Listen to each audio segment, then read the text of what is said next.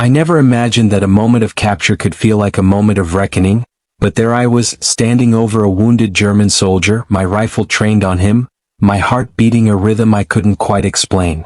It was 1943 and the war had become a brutal, impersonal force, one that pushed us all into corners we couldn't escape. I was a British officer, one who was supposed to follow orders, interrogate and gather intelligence. But in this particular case something was different. The man lying before me, Carl, was not what I expected. He was younger than I thought, maybe even younger than me. His uniform was tattered, stained with blood that had yet to dry, his face pale but still holding a certain dignity. His eyes, those eyes, they were what threw me off. They weren't filled with hate or fear. They were just tired. Tired and something else. Something human. "Are you going to kill me?" he asked, his voice rough but steady. It was a question that hit harder than I expected.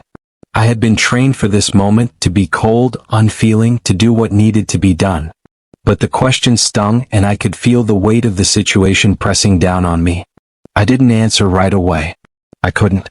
I just stared at him, my mind a whirlwind of conflicting thoughts. I had no real reason to keep him alive, yet something made me hesitate. Maybe it was the fact that he had not fought back, had not begged for mercy. Or maybe it was the way he simply looked at me, not as an enemy but as a man. "Not yet," I finally said, my voice almost a whisper. It was a lie, I knew that. We both knew that he wouldn't survive long without help. But still I couldn't bring myself to do it.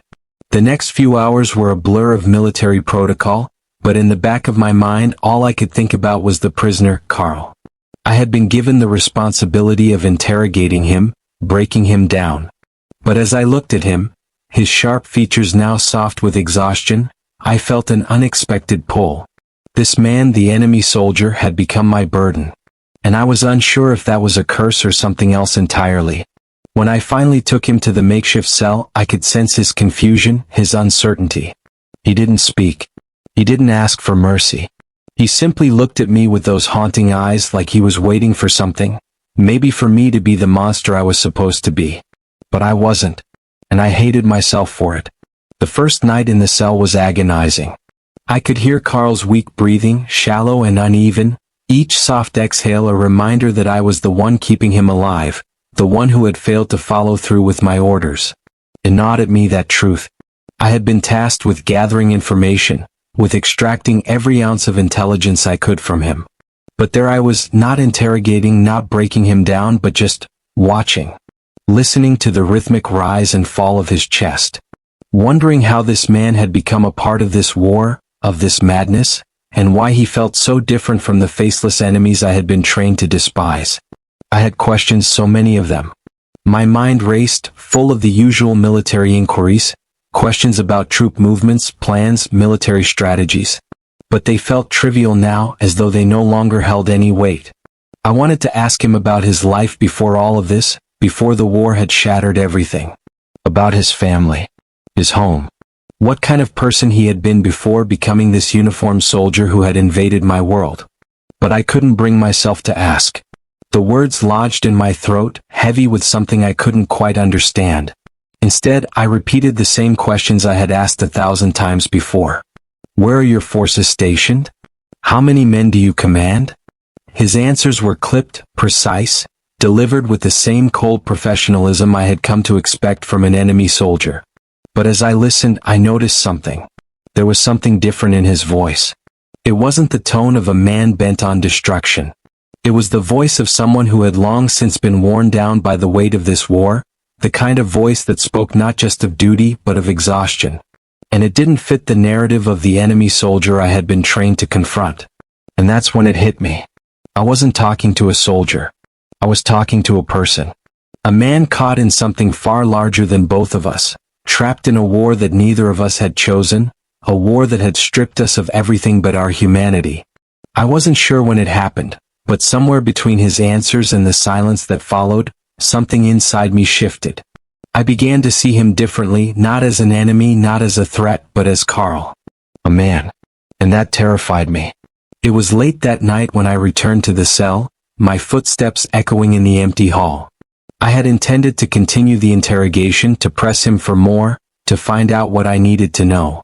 But when I entered the room, he wasn't lying down waiting for me.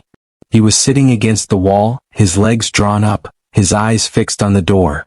The moment our gazes met, something unspoken passed between us. "Why do you do this?" he asked, his voice low, tired, but filled with a kind of resigned curiosity that I hadn't expected. The question hung in the air, sharp and raw. I didn't have an answer. Not one that would make sense, not one that I could give him.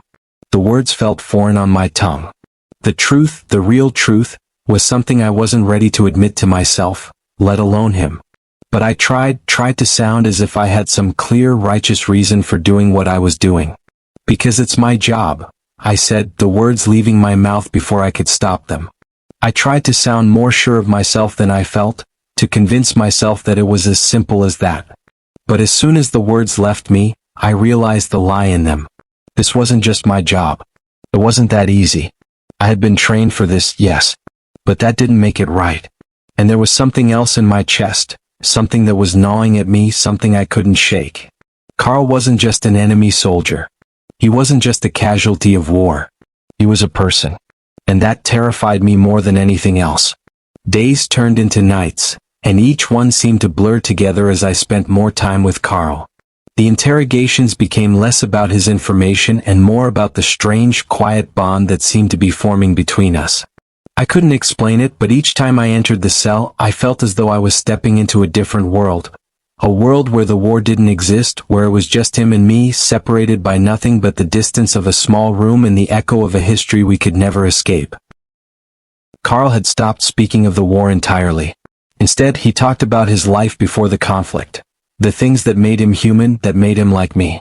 He told me about the small village he came from, about his younger brother who had joined the army, about his mother's garden, about the music he used to play on his violin. These were not the words of a soldier. They were the words of a man who had lived a life before the war. And I found myself listening, captivated by the story he was telling. But it was dangerous. I knew it. We both did. And yet, every day I couldn't seem to stop myself. Every night I came back to him, and with every moment, the divide between us seemed to shrink. It was no longer just about survival. It was about something I couldn't understand, something that terrified me more than any battlefield ever could. One night, as I sat across from Carl, watching the flicker of the lantern between us, I saw something in his eyes I hadn't noticed before, an invitation. It was subtle, barely there, but it was enough to make my pulse quicken, my breath catch in my throat. "Carl," I whispered, not sure what I was even going to say. But before I could finish the thought, he spoke, his voice low and gravelly. "Bradley," he said, and the way he said my name was like a secret. It made me ache in ways I couldn't explain. The tension between us grew, thick and suffocating. I could feel the pull of him, could feel my resistance slipping away with every second. We were supposed to be enemies, but in that moment we were something else entirely. "I shouldn't be here," I murmured, but it felt like a lie. "You shouldn't," he agreed softly. "But you are." The words hung in the air, suspended between us, heavy with the weight of everything unsaid. It was a quiet evening when the decision was made. The war raged on outside, its distant sounds muffled by the thick walls of the small room. The air felt heavy, thick with something far more dangerous than gunfire or shrapnel. Inside, there was only Carl and me, two men caught in a moment that felt both eternal and fleeting, as though time itself had stopped, holding its breath as we stood on the edge of something we both feared, yet desired. The candlelight flickered in the corner of the room, casting shadows that danced across the stone walls, and for a brief moment, I found myself studying the way the light caught Carl's face. He was sitting on the edge of the cot, his dark eyes fixed on me, unwavering, as though he could see straight through to the parts of me I hadn't allowed anyone to witness. His face was bruised and scarred, a testament to the war he had fought, but there was something else in his gaze, something raw, tender, and entirely unguarded. The silence stretched, and my heart pounded in my chest as I realized that everything between us had changed. There was no more pretense. No more pretending that I was just a soldier doing my duty. No more pretending that he was just an enemy to be broken. The truth had bloomed between us like a flower in the darkness, unavoidable, undeniable, and yet somehow more beautiful than anything I had ever known. In that moment, I knew. I couldn't go back. There was no going back from this. Not after everything we had shared, The stolen glances, the quiet conversations, the moments when I had found myself drawn to him in ways that had nothing to do with the war and everything to do with the man he was. The man I had come to care for, to love, despite every reason not to. The door to the cell creaked open, breaking the spell between us. I heard the soft shuffle of boots outside, the distant chatter of the guards, but none of it mattered. It was him I was focused on now, the man sitting in front of me, the man who had become my secret in a world that would never understand.